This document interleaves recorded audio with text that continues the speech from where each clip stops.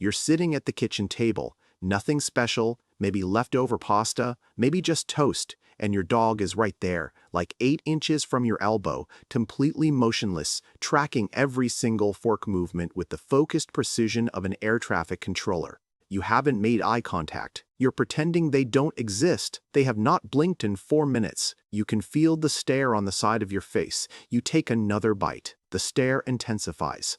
Something is happening here. And I want to come back to this exact moment at the end of this video, because what I thought was a pretty simple answer turned out to be something much older, and honestly, a little bit beautiful. Okay, so here's what everyone assumes. Your dog is staring at you while you eat because they want your food. They're hungry. They're opportunistic little gremlins who figured out that looking profoundly sad near food sometimes produces results, so they keep doing it. Classical conditioning.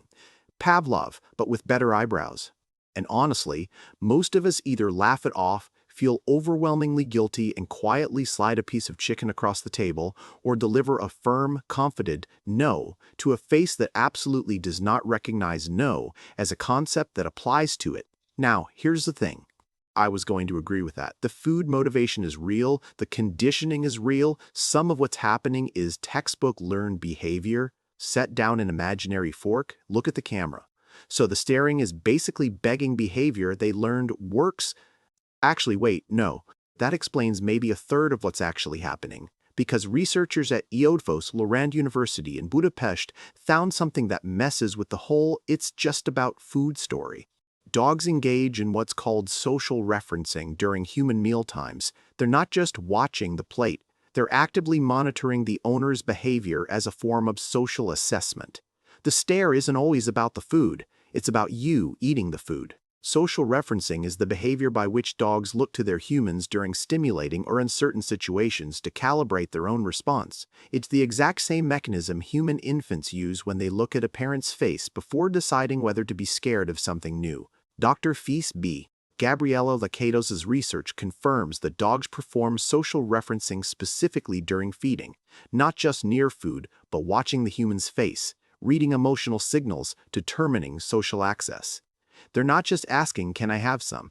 They're asking something older than that. They're asking, "Am I included in this?"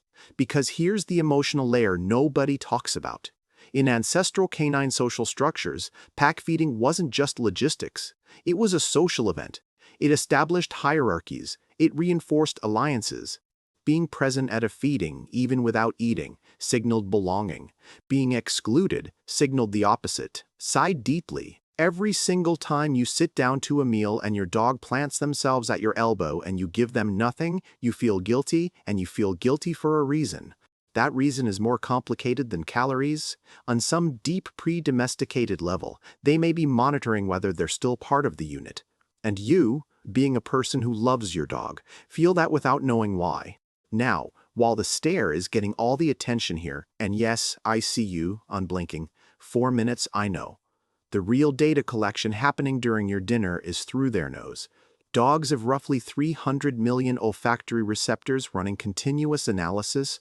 Your dog is identifying every single ingredient on your plate. But more than that, a 2019 study in Animal Cognition confirmed dogs show measurably elevated interest not in food smell alone, but in food smell combined with positive owner emotional signals. They don't just want your dinner. They want what makes you happy, which is, frankly, very sweet and slightly destabilizing. And then there's the evolutionary piece, which I think about every time my dog stations themselves next to my chair on a completely unremarkable Tuesday night. Zooarchaeological evidence suggests that the earliest proto-dogs didn't position themselves at the edges of human encampments waiting for scraps. They positioned themselves within human social feeding circles, close to the fire, close to the people. The dogs who got included survived. The ones who stayed at the periphery didn't. Your dog sitting next to your dinner table isn't begging behavior. It's a 15,000-year-old instinct executing perfectly on a weeknight. And then there are golden retrievers who have elevated this into a performance art form. They don't just watch you eat. They emote while watching you eat. The slow head tilt, the single raised eyebrow, the perfectly timed audible sigh right as you take your second bite. Hold up a piece of toast. Every trainer will tell you, ignore the begging behavior and they'll stop. No golden retriever has ever stopped. They simply develop more sophisticated emotional manipulation strategies. The textbook has very clearly never met one. Here's the part that reframes everything, though. Studies tracking actual dog gaze patterns during human mealtimes found that dogs spend significantly more time watching the owner's face than the food itself. I was going to put a gaze tracking diagram here and then realized that would make this feel like a lecture. So just sit with that for a second. If this were purely hunger-driven, the food would dominate. It doesn't. They're reading your satisfaction, your mood, your social openness, and filing it alongside the meal as a single data point about the state of your relationship. The food is almost incidental. So what do you actually do with this? You don't need to share your pasta. You need to share your attention. Next time your dog does their little sentinel routine at your elbow during dinner, instead of ignoring them or feeding them to silence the guilt, make brief, calm eye contact. Just acknowledge them. Look down and to the side, as if seeing a dog. That 5-second acknowledgement does more for their sense of inclusion than a piece of chicken. You're communicating something very specific. You're here. I see you. You're in. So let's go back to that dinner table. The unblinking stare. The fork tracking. The 4 minutes without a single movement. They were never really watching the food. They were watching you enjoy something. They were monitoring your emotional state, your satisfaction, your social openness. They were doing exactly what 15,000 years of coevolution shaped them to do, staying close to their human during the most socially significant ritual of the day, reading every signal, confirming the alliance is intact, checking that they are still, in whatever way their ancient wiring understands it, included.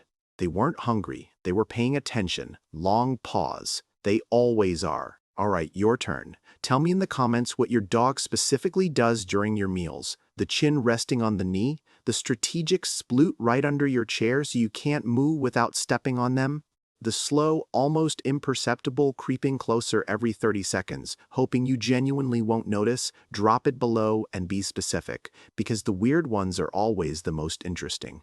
And next time, we're getting into why your dog follows you from room to room, even when you're just going to the bathroom, which is, as it turns out, not what most people think it is either.